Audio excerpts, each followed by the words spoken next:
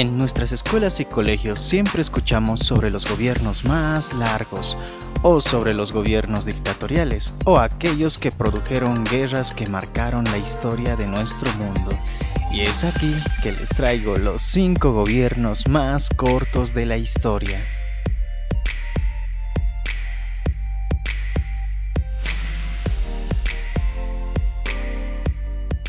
En el quinto puesto tenemos a Emiliano Figueroa de Chile. En 2 ocasiones encabezó la presidencia del país. La primera fue durante 1910, cuando tuvo que suplir al recién fallecido Pedro Montt, para quien trabajó como ministro de Justicia e Instrucción Pública y ministro de Interior.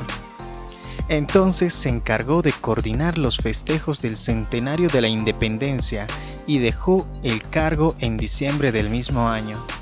Posteriormente volvió a ocupar la silla presidencial, luego de que Arturo Alessandri renunciara al cargo ejecutivo para evitar la fractura de las instituciones. En esta ocasión, Emiliano Figueroa duró 2 años, pues ante la inestabilidad política en Chile, decidió renunciar al igual que su antecesor.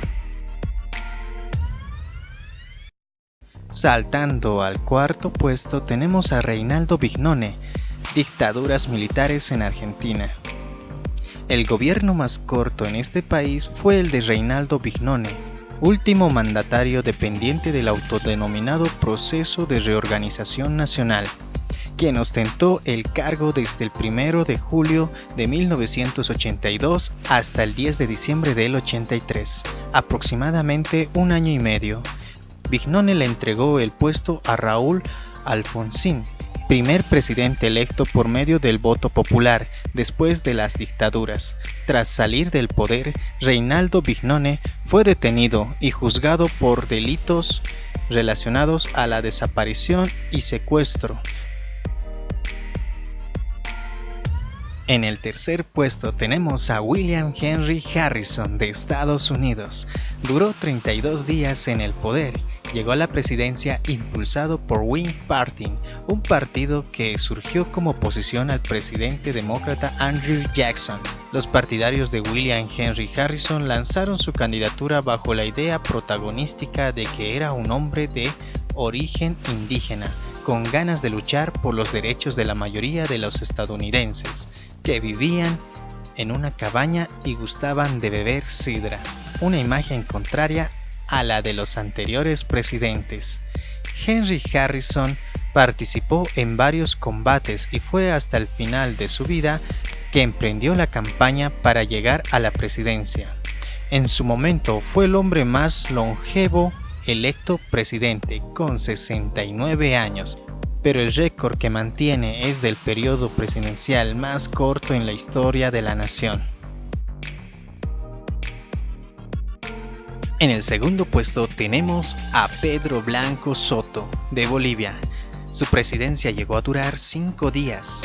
Inició en el ejército realista, al que se enlistó cuando solo tenía 17 años y participó de varios combates contra los patriotas argentinos para defender el Alto Perú, que actualmente es la región de Bolivia y el sur de Perú.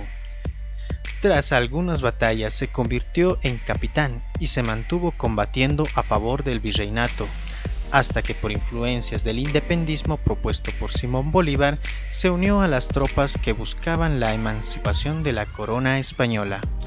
Luego de que el Alto Perú logró su independencia y se fundara la República de Bolívar, en 1828 llegó a la presidencia de manera provisional al recién consolidado Estado. Su breve gestión se debió al malestar que sus propuestas provocaron en la élite militar.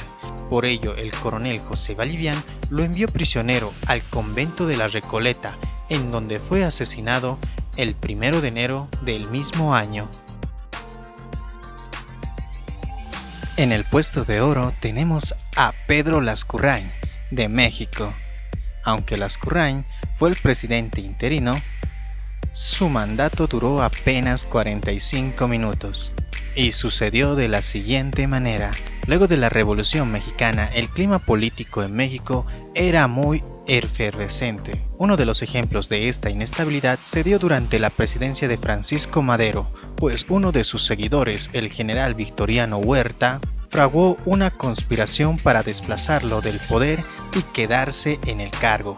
Huerta emprendió un movimiento armado que dejó varios muertos, capturó al presidente Madero y luego firmó un acuerdo con Félix Díaz, jefe de los opositores al régimen de Madero, para asumir el poder. Aunque debía convocar a elecciones, aprovechó la maquinaria legal para promover entre el Congreso la elección de un presidente interino, el entonces secretario de Relaciones Exteriores Pedro Lascurain Paredes, quien de inmediato nombró como secretario de Gobernación al general Victoriano Huerta y renunció, lo que otorgó la presidencia a Huerta. Ya terminando con el top, hay que tener en cuenta que no solo los presidentes que participaron en guerras pueden marcar historia, sino también aquellos que por algún motivo se quedaron muy poco tiempo en su gobierno. Por cierto, me gustaría saber si me equivoqué en algún dato con referencia a este tema o si quieren que profundice en algún otro. Este es Drazel y les desea un grandioso día y que tengan un lindo descanso. Hasta otra oportunidad.